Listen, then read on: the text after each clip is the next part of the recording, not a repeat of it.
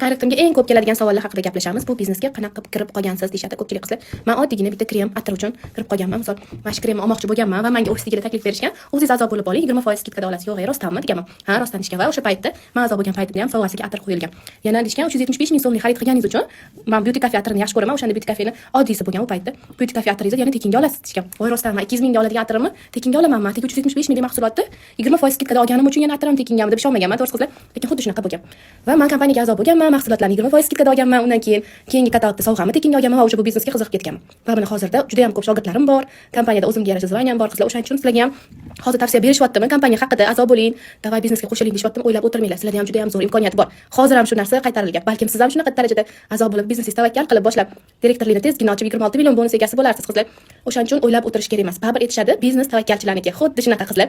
Tezgina biznesingizdan boshlanglar. O'zingizga kerakli bo'lgan misol atirni 20% skidkada sotib olasizlar. Va 375 ming so'mlik xarid qilganingiz uchun hozir zo'r aksiya ketyapti. Mana shu atirlardan Viking sadi. Xolasingiz murskoy, xolasingiz jenskiz. O'sha ikkalovidan bittasini atiga 100 so'mga